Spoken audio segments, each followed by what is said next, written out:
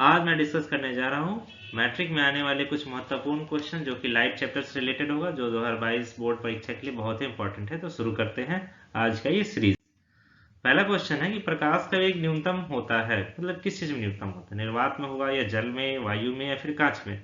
ऐसा बच्चों को पता होगा, थोड़ा इजी क्वेश्चन है। तो इसका आंसर होगा सबसे इंपॉर्टेंट, आपको पता ही होगा, वायु में होता है। और उसके बाद जल में, वायु यानी निर्वात और वायु में लगभग लगभग बराबर ही होता है।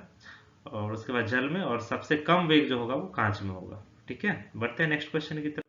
दूसरा क्वेश्चन है, प्रकाश की किरण गमन करती है, मतलब क्वेश्चन का कहने का मतलब है कैसे गमन करती है। तो इसका सही आंसर होगा सीधी रेखा में गमन करती है ये। ठीक है, नेक्स्ट क्वेश्चन की तरफ बढ़ते हैं। थर्ड क्वेश्चन है, मोटर गाड़ी के चालक के सामने कौन सा दर्पण लगा रहता है? तो मोटर गाड़ी का जो चालक के सामने जो लगा रहता है वो दर्पण होता है उत्तल दर्पण। जो छोटा सा, जैसे बाइक वगैरह में जो होता है नहीं, हैंडल के ऊपर लगा होता है छोटा सा दर्पण, वो उत्तल दर्पण होता है। उसमें देखते हो कोई पीछे का जो व्यूज होता है वो बहुत बड़ा हो जाता है, छोटा सा दर्पण में पीछे का सब चीज दिख जाता है उसमें। तो ये उत्तल दर्पण ही होता है।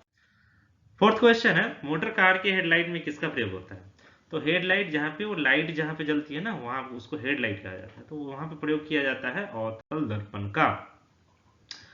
बढ़ते हैं नेक्स्ट प्रश्न की तरफ। पांचवा प्रश्न है, समतल दर्पण जो प्रतिबिंब बनाता है वो कैसा होता है? तो समतल दर्पण द्वारा प्रतिबिंब जो बनता है वो काल्पनिक प्रतिबिंब होता है। ओके, काल्पनिक कहने का मतलब हुआ कि उस इमेज को आप पर्दा पे भी नहीं देख सकते हैं, वो मिरर के अंदर ही दिखेगा।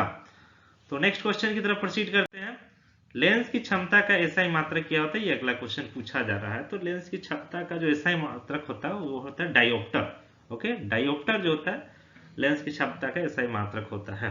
बढ़ते हैं नेक्स्ट क्वेश्चन की तरफ। सातवां प्रश्न है, प्रकाश की किरणों का पथ दर्शाने वाले चित्रों को क्या कहा जाता है? तो प्रकाश की किरणों का जो पथ दर्शाता है जो चित्र, उसको कहते हैं किरण आरेख। ठीक है, आठवां प्रश्न है, 2D क्षमता वाले लेंस का फोकसांतर क्या होगा? तो 2D क्षमता वाले लेंस का फोकसांतर होगा 50 सेंटीमीटर। इसको बनाएंगे कैसे? तो आपको पता होगा कि जो लेंस का जो पावर होता है उसका फॉर्मूला होता है 1/f। ओके, और जो f होता है वो मीटर में होता है, बट आंसर में सेंटीमीटर दिया है। तो 1/f की जगह जो p इज इक्वल टू, अगर 1/f करेंगे, अगर आप p की जगह आप 2 वैल्यू को रखते हैं और f की जगह 100 लेते हैं, तो सॉल्व करेंगे तो ये आसानी से आपको फाइंड हो जाएगा 50 सेंटीमीटर। बढ़ते हैं नेक्स्ट क्वेश्चन की। किसी उत्तल लेंस का फोकसांतर 50 सेंटीमीटर है तो उसकी क्षमता होगी। तो उसका जस्ट अभी जो आठवां प्रश्न था उसका जस्ट ये अपोजिट है, यहाँ पे फोकसांतर दे दिया गया है 50। ओके, तो अगर आप फॉर्मूला से जाएंगे तो 1/f फॉर्मूला होता है, तो 100/50 करेंगे तो उसका आंसर आएगा 2D। ओके, प्लस का 2D आएगा। ठीक है, क्योंकि यहाँ पे बात हो रही है उत्तल लेंस की, और आपको पता होगा कि उत्तल लेंस में जो फोकस होता है वो पॉजिटिव होता है, तो therefore answer will be plus का 2D। 10th नंबर क्वेश्चन है, प्रकाश की किरणों के समूह को क्या कहते हैं? तो प्रकाश की किरणों के समूह को किरणपुंज कहते हैं। ज्यादा कुछ था नहीं क्वेश्चन में, तो बढ़ते हैं नेक्स्ट क्वेश्चन की तरफ।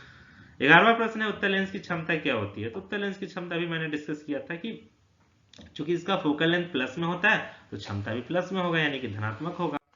12वां प्रश्न है, अवतल लेंस की क्षमता क्या होगी? अवतल लेंस चूंकि इसका फोकल लेंथ जो होता है वो निगेटिव होता है, तो इसका क्षमता भी निगेटिव होगा, ऋणात्मक। ओके, 13 नंबर क्वेश्चन है, उत्तल लेंस किसे कहते हैं? उत्तल लेंस को क्या कहते हैं? फिर ये कह सकते हैं कि उत्तल लेंस का दूसरा नाम क्या है? तो उत्तल लेंस का जो दूसरा नाम होता है वो अभिसारी लेंस होता है, क्योंकि लाइट को क्या करता है, कन्वर्ज करता है, एक पॉइंट पे मीट कराता है, इस वजह से इसको हम अभिसारी लेंस कहते हैं। 14 नंबर क्वेश्चन है, अवतल लेंस को क्या कहते हैं? तो अवतल लेंस का काम होता है लाइट को डाइवर्स करना, तो इसलिए इसको कहेंगे अपसारी लेंस, यानी कि डाइवर्जिंग लेंस। 15 नंबर क्वेश्चन होगा, निम्न में कौन सा पदार्थ लेंस बनाने के लिए प्रयुक्त नहीं किया जा सकता है? तो लेंस बनाने के लिए जो प्रयुक्त नहीं होता वो है मिट्टी। ओके, 16 नंबर क्वेश्चन है, किस दर्पण से हमेशा वस्तु से छोटा प्रतिबिंब प्राप्त होगा? तो वस्तु से जो छोटा प्रतिबिंब प्राप्त होने वाला जो दर्पण है वो है अवतल दर्पण, यानी अवतल दर्पण में हमेशा वस्तु से छोटा प्रतिबिंब ही प्राप्त होगा। 17 नंबर क्वेश्चन है, किस दर्पण से वस्तु का बड़ा प्रतिबिंब बनता है? यानी कि वस्तु छोटा और उस वस्तु से भी बड़ा प्रतिबिंब, कौन ऐसा दर्पण है जो बना सकता है? तो वो दर्पण है अवतल। 18वां नंबर प्रश्न है, प्रकाश के परावर्तन के कितने नियम है? तो प्रकाश के परावर्तन के 2 नियम है, ये वेल नन है, इसमें कोई ज्यादा है नहीं। तो बढ़ते हैं नेक्स्ट प्रश्न की तरफ। 19 नंबर क्वेश्चन है, जब प्रकाश की किरण हवा से कांच में प्रवेश करती है, अब हम चैप्टर बढ़ रहे हैं रिफ्रैक्शन की तरफ। ओके, अभी जब तक क्वेश्चन था वो सब परावर्तन से था, अब हम आ गए अपवर्तन में, यानी कि रिफ्रैक्शन इंग्लिश में। तो जब प्रकाश की किरण हवा से कांच में प्रवेश करती है तो मुड़ जाती है। तो आप जानते हैं कि प्रकाश की किरण हवा से कांच में जा रही है, तो हवा चूंकि रेयरर मीडियम होता है जिसको हिंदी में कहते हैं विरल माध्यम, और कांच चूंकि डेंसर मीडियम होता है सघन माध्यम, तो कहाँ जाएगी, अभिलंब की ओर, यानी अभिलंब के निकट, क्योंकि विरल से सघन में जब प्रवेश करती है प्रकाश की किरण तो वो अभिलंब के निकट आती है। 20वां नंबर क्वेश्चन है, फोटोग्राफी कैमरा का अभिदृश्यक होता है, तो फोटोग्राफी कैमरा का जो अभिदृश्यक होता है उत्तल लेंस, जो फोटोग्राफी जो मोबाइल में भी लेंस जो लगा होता है ना उत्तल लेंस ही होता है। 21वां नंबर क्वेश्चन है, साइड मिरर के रूप में प्रयुक्त होता है, तो इसका मुझे लगता है मैंने पहले डिस्कस कर लिया है, ये क्वेश्चन रिपीटेड है। तो साइड मिरर में जो यूज होता है वो उत्तल दर्पण का ही होता है प्रयोग। एक अवतल दर्पण की फोकस दूरी 10 सेंटीमीटर है, तो उसकी वक्रता त्रिज्या बतानी है। तो वक्रता त्रिज्या चूंकि क्या होती है, फोकस दूरी की दोगुनी होती है, तो इसका आंसर क्या हो जाएगा, 10 को अगर 2 से मल्टीप्लाई कर दोगे आप तो 20 सेंटीमीटर फाइंड हो जाएगा। तो याद क्या होगा रिलेशन, R = 2 × F या फिर F = R/2। 23rd number question, निर्गत किरण एवं अभिलंब के बीच जो कोण बनता है उसको क्या कहते हैं, तो उसे कहते हैं निर्गत कोण। ठीक है, तो इसको आप सिंपली याद रख सकते हैं, निर्गत किरण आ रही है और अभिलंब, तो इसमें मैं ज्यादा समझा नहीं पाऊंगा, तो निर्गत कोण ये बनेगा। ठीक है, 24वां नंबर क्वेश्चन है, सरल सूक्ष्मदर्शी में किसका प्रयोग होता है, तो सरल सूक्ष्मदर्शी में जो प्रयोग होता है वो है उत्तल lens, simple microscope. Okay, 25 number question है, किस लेंस के द्वारा सिर्फ काल्पनिक प्रतिबिंब बनता है, यहाँ पे तंता लिखा गया बट ये बनता होना चाहिए, तो किस लेंस के द्वारा सिर्फ और सिर्फ काल्पनिक ही बनेगा, वास्तविक बन ही नहीं सकता, तो वो है हमारा अवतल लेंस। ओके, बढ़ते हैं। 26वां नंबर क्वेश्चन है, परावर्तन के नियम से निर्धारित होता है क्या, तो परावर्तन के नियम से निर्धारित होता है परावर्तन कोण और अपवर्तन कोण। 27वां नंबर प्रश्न है, काल्पनिक प्रतिबिंब कैसा होता है, तो काल्पनिक प्रतिबिंब हमेशा सीधा होता है, ये वेल नोन है। 28 नंबर क्वेश्चन है, लेंस में मुख्य फोकस की संख्या कितनी होती है, तो लेंस से मुख्य फोकस की संख्या दो होती है, सॉरी, एक लेफ्ट में और राइट में, क्योंकि इसमें दोनों तरफ से रिफ्लेक्शन हो सकता है, तो इस वजह से लेंस में जो है फोकस जो होती है उसकी संख्या 2 हो जाएगी, लेकिन जब दर्पण होगा तो उसमें फोकस एक ही होगा। ठीक है, सर्च लाइट का परावर्तक सतह कैसा होता है, तो सर्च लाइट का जो परावर्तक सतह होता है वो है अवतल होता है। ओके, दाढ़ी बनाने में कौन सा दर्पण प्रयुक्त होता है, तो दाढ़ी बनाने के लिए अवतल दर्पण का प्रयोग किया जाता है। 31 नंबर क्वेश्चन है कि एक अवतल लेंस, सॉरी उत्तल लेंस है, गलत मैंने रीड कर दिया था, एक उत्तल लेंस की क्षमता एक डायोप्टर है, तो उस लेंस की फोकस दूरी क्या होगी, तो यहाँ पे उत्तल लेंस है, तो पहले तो जान लीजिए कि उसका फोकल लेंथ जो कि पॉजिटिव होता है, तो उसका आंसर जो होगा प्लस हुआ होगा, तो बी और डी तो होगा ही नहीं। तो बात आई ए और सी की, तो कैसे निकालेंगे, तभी मैंने बताया था कि यहाँ पे डायोप्टर जो कि मीटर 1/मीटर यानी मीटर इनवर्स = 1 डायोप्टर होता है, इसको सेंटीमीटर अगर बदलेंगे तो 100 हो जाएगा, तो क्या मतलब हो गया, प्लस का 100 सेंटीमीटर, 1/f फॉर्मूला लगाएंगे, P = 1/f, तो आंसर आप फाइंड कर लेंगे। नेक्स्ट 32 नंबर क्वेश्चन, किसी गोलीय दर्पण तथा किसी पतले गोलीय लेंस दोनों की फोकस दूरियां -15 सेंटीमीटर है। ओके, गोलीय दर्पण की भी और पतले गोलीय लेंस की भी दोनों की फोकस दूरियां -15 सेंटीमीटर, दोनों दर्पण और लेंस में होता क्या है, तो देखिए दर्पण में अगर माइनस आ रहा है तो समझिए तो अवतल दर्पण ही है। ठीक है, और चूंकि दर्पण में तो हमेशा माइनस ही रहता है फोकस दूरी, चाहे उत्तल हो चाहे अवतल हो, लेकिन लेंस में चेंज हो जाता है, लेंस में उत्तल लेंस अगर होता है तो प्लस होता है, तो यहाँ पे लेकिन माइनस है तो अवतल ही लेंस बनेगा। ठीक है, तो इसलिए इसका आंसर हो जाएगा दोनों अवतल, क्योंकि उत्तल लेंस में क्या होता है, पॉजिटिव होता है। ओके, यहाँ पे माइनस दिया गया है तो इसलिए यहाँ पे अवतल होगा। 33 नंबर क्वेश्चन है कि प्रकाश के अपवर्तन के कितने नियम है, तो परावर्तन के 2 नियम है, तो अपवर्तन के भी 2 ही नियम है। ओके, 34 नंबर क्वेश्चन, किसी माध्यम के अपवर्तनांक का मान क्या होता है, तो माध्यम का अपवर्तनांक का मान होता है sin i / sin r, Snell's law. Okay, 35 number question, एक उत्तल लेंस होता है, उत्तल लेंस में क्या होता है आपको पता होगा, हमने देखा हो पिक्चर, तो किनारों पर पतला होता है और बीच में मोटा होता है, इसका आंसर हो जाएगा सी नंबर, किनारों की अपेक्षा बीच में मोटा है, बीच में मोटा और किनारों पर पतला। अवतल लेंस का आवर्धन बराबर होता है, तो अवतल लेंस की बात हो रही थी निगेटिव। ओके, क्योंकि वहां पे सॉरी अवतल लेंस में जो होगा वो तो इमेज कैसा बनेगा, हमेशा काल्पनिक इमेज बनता है ना, काल्पनिक, तो प्लस का v/u होगा। ओके, गोलीय दर्पण में फोकसांतर एवं वक्रता त्रिज्या के बीच क्या संबंध है, तो गोलीय दर्पण में फोकसांतर और वक्रता त्रिज्या के बीच संबंध जो दर्पण में, वही जो गोलीय दर्पण में सब जगह सेम ही होता है, R = 2f या f = r/2।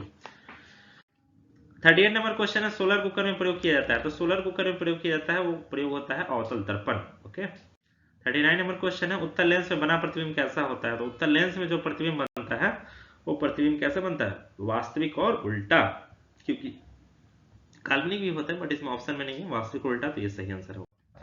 उत्तल लेंस में जब बिंब, यानी बिंब किसको कहेंगे, वस्तु को कहेंगे, ठीक है।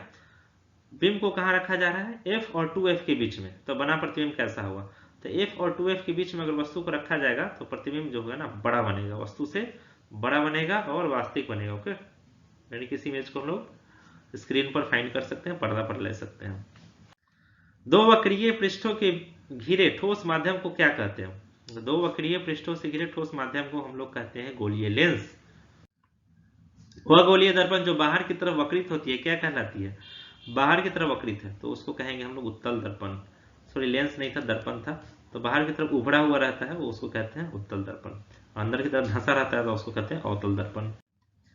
गोलीय दर्पण के परावर्तक पृष्ठ के केंद्र को, परावर्तक पृष्ठ के केंद्र को दर्पण के क्या कहा जाता है, तो परावर्तक पृष्ठ का जो केंद्र होता है ना उसको कहते हैं ध्रुव, पोल। किसी लेंस द्वारा उत्पन्न आवर्धन का ऐसा मात्रक क्या होता है, तो आवर्धन का कोई मात्रक ही नहीं होता है, आवर्धक मात्रक विहीन होता है। 45 नंबर क्वेश्चन है, लेंस के केंद्रीय बिंदु को क्या कहते हैं, तो लेंस के केंद्रीय बिंदु को कहते हैं प्रकाशिक केंद्र, ऑप्टिकल सेंटर।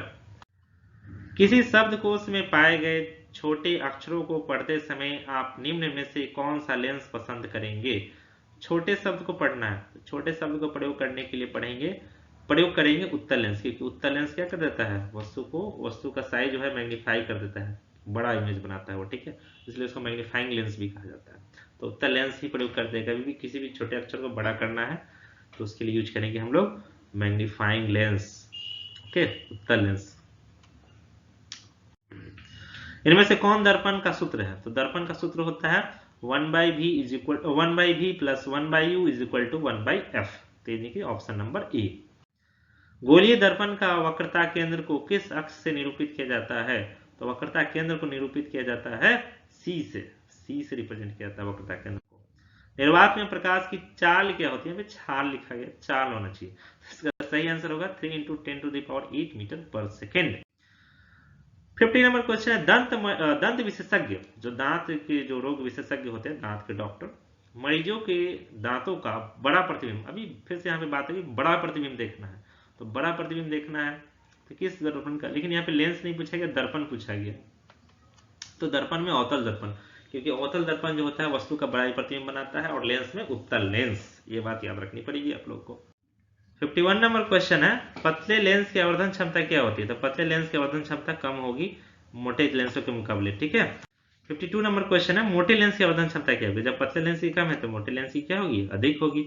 आवर्धन इज इक्वल टू क्या होता है, m is equal to v/u, ठीक है, उसी से आप कैलकुलेट करते हैं। नेक्स्ट, अवतल दर्पण के ध्रुव और मुख्य फोकस के बीच, ध्यान दीजिए, अवतल दर्पण के कहां पर रखना है, ध्रुव यानी पोल, और मुख्य फोकस के बीच रखे वस्तु की प्रतिबिंब, बिंब दिया गया, बिंब को वस्तु ही कहा जाता है, कि प्रकृति कैसी होगी, तो जब आप बीच में रखेंगे पोल और फोकस के बीच में तो इमेज बनेगा आभासी और सीधा, ठीक है। उत्तल लेंस का प्रकाशिक केंद्र और मुख्य फोकस के बीच बिंब की प्रकृति कैसी होती है, तो उत्तल लेंस का जो प्रकाशिक केंद्र है और मुख्य फोकस है उसके बीच अगर हम रखेंगे वस्तु को तो उसका प्रतिबिंब बनेगा आभासी और सीधी, बिल्कुल अवतल दर्पण वाले की तरह, ठीक है। अवतल दर्पण का मुख्य फोकस पर रखे प्रतिबिंब की स्थिति होती है, तो अवतल दर्पण का अगर हम मुख्य फोकस पर रखेंगे वस्तु को तो इमेज बनेगा अनंत पर। उत्तल लेंस के मुख्य फोकस पर रखे प्रतिबंध की स्थिति क्या होती है, प्रतिबंध नहीं वस्तु की प्रतिबिंब होना चाहिए,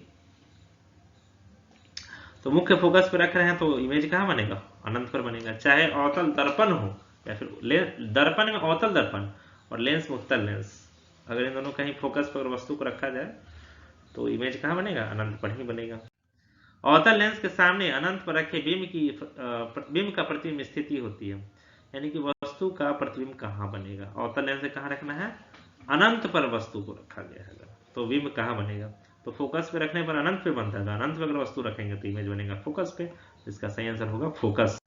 59 नंबर क्वेश्चन है, अवतल दर्पण के सामने अनंत पर रखे बिंब का प्रतिबिंब की स्थिति होती है, तो अवतल दर्पण के सामने भी वही होगी, कहाँ बनेगी, फोकस पर ही बनेगी। 60 नंबर क्वेश्चन है, लेंस का प्रकाशीय केंद्र से गुजरने वाली प्रकाश किरणें अपवर्तन के पश्चात क्या हो जाती है, तो लेंस के प्रकाशीय केंद्र से गुजरने वाली प्रकाश किरणें अपवर्तन के बाद 7 रंगों में विभक्त हो जाती है।